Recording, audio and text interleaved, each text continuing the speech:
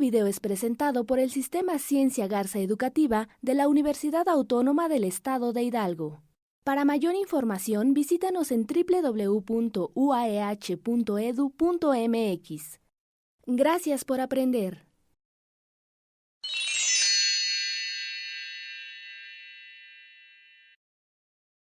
Hola, buenos días. Mi nombre es Alicia Janet Olivares González. Yo imparto clases en la Escuela Preparatoria número 2. El tema que se va a abordar en esta sesión son las características generales de los pueblos mesoamericanos. El objetivo es que los alumnos, al conocer algunas de las características generales o afines de los pueblos mesoamericanos, despierten esta necesidad de conocer el arte creado desde la época prehispánica hasta el siglo XX en México, así como reconocer, respetar, apreciar y sobre todo preservar el patrimonio cultural. Aproximadamente entre el año 2500 a.C. y el año 1521 después de nuestra era, gran parte del territorio que actualmente ocupa la República Mexicana y algunos países de Centroamérica se conocieron como Mesoamérica. Esta región albergó uno de los desarrollos más importantes del continente. Esta área, como ya lo dije, abarca aproximadamente desde Centroamérica, en el sur, hasta los estados de Guanajuato, Nayarit, Jalisco, e inclusive algunos estudios afirman que también el estado de Sinaloa. Mesoamérica fue un territorio con una extraordinaria riqueza cultural, en el que se encuentran diversos medios ambientales. Podemos ir desde los extensos litorales marinos hasta las altas montañas, valles, depresiones, llanuras. Cada una tiene un gran potencial productivo y eso implica que hay mucha disposición de materias primas para cada región. La diversidad ecológica obviamente se vio reflejada en las culturas, es decir, cada una de las agrupaciones o asentamientos que se establecieron en las diferentes regiones nos van a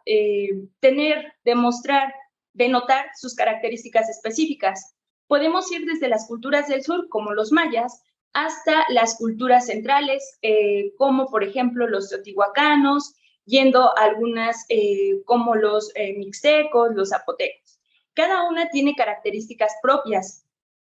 Sin embargo, también es cierto que los pueblos mesoamericanos en general compartieron algunos elementos. Estos elementos en común es de los que nosotros vamos a platicar en esta sesión. Los pueblos mesoamericanos, o para entender a los pueblos mesoamericanos, se dividieron para su estudio en tres diferentes épocas. La primera época se considera como el periodo preclásico, en el cual es el desarrollo de los primeros asentamientos en urbes, como fue la cultura olmeca, en los actuales estados de Veracruz y Tabasco.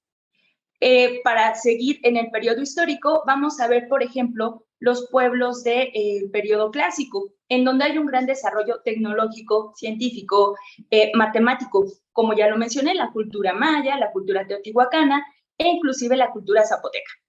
Mientras que el periodo posclásico son aquellos pueblos que lograron un desarrollo o avance territorial a través de acciones bélicas, como lo fueron el pueblo mixteco, el pueblo tolteca e inclusive el pueblo mexica, que es el último que tiene un gran dominio territorial de esta región conocida como Mesoamérica. Pero como ya lo mencioné, cada grupo tiene sus características individuales, pero comparten todos estos pueblos la visión politeísta. Este concepto se refiere a que estos pueblos tienen la creencia de diferentes dioses o de diversos dioses. Las culturas mesoamericanas no son las únicas culturas que tienen esta visión. Culturas asiáticas, las culturas chinas e inclusive algunas culturas europeas tienen esta misma visión. La diferencia entre los pueblos mesoamericanos es que estos tienen también el concepto de la dualidad. La dualidad, dicho en otras palabras, es un equilibrio. Para estos pueblos, así como existe el día, debe existir la noche, Como existe el bien, existe el mal, y como existe el hombre, debe existir la mujer para que exista este equilibrio. Por lo tanto, los pueblos, al ser politeístas, también tienen la visión de que existen dioses hombres y dioses mujeres para realizar actividades muy similares, dándole un gran papel o un punto de importancia a la figura femenina. Como ya lo mencioné, este concepto de la dualidad se ve reflejado en varios aspectos de la vida de los pueblos mesoamericanos. Por ejemplo, existe también el concepto de la fertilidad, que ya se veía desde la época de la prehistoria, con figurillas como, por ejemplo, las Venus. Los pueblos mesoamericanos tienen también esta visión de que la mujer es una representación de la fertilidad, pero se dan cuenta que no solamente la mujer es la encargada de dar vida. Por lo tanto, también van a representar la parte fálica, la parte del varón, el cual ayuda en esta reproducción de la especie. También lo vemos en la vida y la muerte y diferentes elementos o máscaras, como la famosísima máscara dual, que se encuentra en los pueblos como Tlatilco, de los primeros asentamientos del Valle de México. Estos pueblos, a su vez, comparten otros elementos, como por ejemplo los cultos. Ya mencioné el culto a la fertilidad, tienen el culto a la muerte, tienen diferentes cultos a la agricultura, y todos estos los van a desarrollar unos personajes que son muy importantes en las culturas, llamados chamanes. El chamán es un ser sabio, suele ser el ser más antiguo de la comunidad y que suele además tener conocimientos superiores. Lo que se sabe de las culturas mesoamericanas es que los chamanes tuvieron un papel fundamental en la toma de decisiones. Algunos pueblos, por ejemplo, la cultura teotihuacana, se considera o se cree, según los estudios, que su pueblo fue gobernado por sacerdotes y no por reyes. Estos chamanes van a ser grandes expositores del arte de estos pueblos. El arte para los pueblos mesoamericanos es una forma de dar agradecimiento hacia los dioses, de explicar lo que estamos pasando. Y en general, todos los pueblos conciben que nuestra existencia en sí es un ritual. Algunos de los elementos que todos los pueblos mesoamericanos tienen son, por ejemplo, el uso de máscaras. Máscaras militares, máscaras para cultos funerarios, máscaras para sacerdotes, y cada una tiene características propias, como ya lo había dicho. Por ejemplo, las máscaras del pueblo maya son elaboradas en su gran mayoría en elementos como el jade, que es una piedra sagrada ritual para estos pueblos. Pero si me voy, por ejemplo, a otras regiones, como sería la mixteca o la zapoteca, podemos ver que los elementos suelen ser madera, suelen ser pieles, e inclusive en lo que es el actual Estado de México, las máscaras estaban elaboradas con huesos. Cada una es particular, cada una tiene sus características propias, pero si hablamos de la generalidad, todos los pueblos mesoamericanos hicieron uso de las máscaras. Y es un elemento que trasciende hasta nuestros días. Por ejemplo, nuestros pueblos o nuestra cultura actual va a utilizar máscaras para bailables, para representaciones, también las va a utilizar para, por ejemplo, deportes. Uno de los deportes más conocidos de la cultura mexicana es la lucha libre. Al igual que las máscaras, al igual que los rituales, también el uso de la alfarería es muy primordial en las culturas mesoamericanas. Un gran ejemplo de esto es que cada región tiene sus propios materiales, sus propios elementos, sus propias características. Nos podemos ir, por ejemplo, con la cultura purépecha, que tiene las primeras vasijas de pies o cestas o canastos tripoides, muy diferentes a las utilizadas por la cultura mexica, pero que todas tienen en común esta técnica que es ancestral y que, vuelvo a repetir, hasta nuestros días continúan con sus diferentes variantes. La talavera de Puebla es una variante de esta alfarería que ya se convirtió en patrimonio de la humanidad. Pero, por ejemplo, en Oaxaca existen diferentes tipos de alfarería, como es conocido el barro negro o el barro verde. Ya casi para concluir, les voy a platicar dos elementos más que comparten estos pueblos. Por ejemplo, la alimentación. Uno de los elementos primordiales y más importantes de las características de las culturas mesoamericanas es el uso de un alimento muy importante para el mismo y que nos representa a nivel internacional. En este caso es el maíz. La región o el espacio conocido como Mesoamérica tiene como característica que sus tierras son fértiles y apropiadas para el gran desarrollo de la agricultura, principalmente del maíz. Esta cultura del maíz ha trascendido hasta nuestros días. Nosotros seguimos consumiendo el maíz, desde la forma de la tortilla, para elaborar tacos, para hacer tacos con salsa se vuelven enchiladas, tacos rellenos con salsa se vuelven sopes, tlacoyos, guaraches, chilaquiles, e inclusive el mismo maíz nos va a ayudar a crear otros alimentos basados solo en maíz, como el pozole o como los esquites.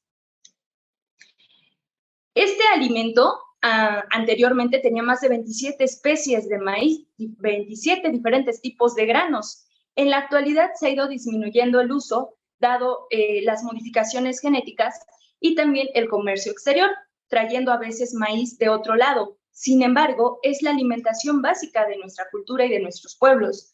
Nosotros a cualquier región que vayamos podemos encontrar diferentes versiones de lo mismo, e inclusive para dulces. Puede existir el famosísimo pinole, que es un polvo fabricado con maíz, el atole de grano, el atole picoso de grano, porque al igual que el maíz, el chile es otro de los alimentos indispensables en la gastronomía mexicana. Es tanto el uso, el agradecimiento hacia este recurso, que lo vamos a ver representado en muchas formas artísticas. Vamos a ver que existen algunos dioses como Centeot, que es el dios del maíz para los pueblos toltecas y que después va a migrar a los pueblos mexicas, o inclusive en textos sagrados como es el Popol Vuh, un libro de origen maya que dentro de sus escritos nos va a narrar que nosotros los hombres fuimos creados por los dioses y que estos dioses hicieron varios intentos. Primero intentan con barro, pero este barro se deshace. Después intentan con madera, pero son seres desobedientes. Intentan de varias formas y entonces descubrieron los dioses la magia para crear a este ser que les iba a agradecer, que los iba a adorar y alabar. Descubrieron que si molían el maíz y lo combinaban con algunos otros de sus elementos, iban a formar la carne de estos hombres. Y así es como nosotros nos constituimos como sus mejores creaciones.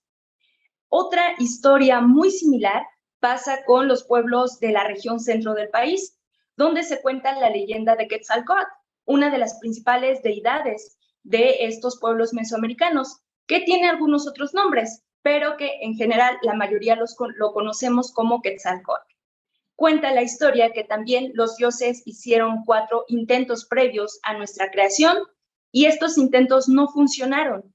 Entonces Quetzalcóatl decidió pedirle los huesos al dios Mictlantecutli, que es el señor protector del inframundo, para que entonces los combinara y nos diera vida a nosotros. Pero para que esta magia también surgiera, necesitó los huesos de las antiguas creaciones, necesitó, por ejemplo, su propia sangre y también muele el maíz. Pero además, al darse cuenta que el maíz es la fuente de vida de estos pueblos o de estas personas, roba también este fruto, este grano más bien, para dárselo a los hombres y ellos lo puedan cosechar. Existe una leyenda muy interesante donde dice que Quetzalcóatl reencarnó, se convirtió en un hombre de carne y hueso, de nombre Seacatopiltzin, y fue un líder del pueblo tolteca. Si nos vamos a los pasajes donde nos cuentan la historia de este personaje, vemos que una de sus principales aportaciones fue magnificar la creación del maíz. Lo podemos ver también el maíz representado en esculturas, en códices, lo podemos ver representado en templos y en muchos lugares. Entonces, el maíz es uno de los elementos también que comparten todos los pueblos mesoamericanos. Para concluir, uno de los últimos elementos que comparten estos pueblos es la visión del culto a la muerte. Los pueblos creían que nosotros teníamos un destino más allá de nuestra vida. Para algunos pueblos, principalmente me voy a basar en la región centro, creían en una existencia más allá. Se concebía o se consideraba que nosotros los seres humanos teníamos 4 destinos y cada uno de estos destinos era marcado por la forma de morir. Uno de los lugares de descanso era el Tlalocán, que es un lugar determinado para las personas que mueren por causas relacionadas con el agua y que fueron gobernados por el dios Tlaloc. Otra región nos habla sobre los niños que murieron antes de nacer o que murieron muy pequeños. La tercera región es aquella que está designada para los guerreros muertos en batalla o para las mujeres muertas en el parto. Pero las personas comunes, los masehuales, todas las personas normales que morían por causas naturales, como la vejez o alguna otra enfermedad común, iban a un lugar que se llama el Mictlán. El Mictlán es una zona de descanso que está gobernado por 2 dioses, la versión masculina Mictlantecutli y la versión femenina Mictlantecíhuatl. Para llegar a este descanso había que recorrer un camino de 9 niveles y el promedio de tiempo era 4 años para llegar a este destino. Existían diferentes pruebas en las cuales iban a ser ayudados primero por el Xoloscuincle, que es un animal sagrado para estas culturas, atravesar un río, cruzar a través de algunas montañas, un desierto de hielo, flotar sin gravedad por otro espacio o inclusive atravesar a través de flechas invisibles. Hasta que después de pasar todas estas pruebas y desprenderte de tu vida mundana, de tus necesidades, de tus deseos, podrías llegar a descansar y formar parte del todo con los dioses, que a su vez estos dioses después darían nueva vida. Algunas versiones pueden tener elementos extras, algunas versiones pueden tener elementos menos, pero todas comparten esta generalidad. Como conclusión, veremos que cada uno de los pueblos de la zona mesoamericana es único, tiene grandes aportaciones a la cultura de nuestra nación, pero que en general los pueblos mesoamericanos tienen elementos que los vuelven parte de uno mismo y que esos elementos han trascendido hasta nuestros días y que nosotros como mexicanos tenemos todavía muy marcados estos elementos.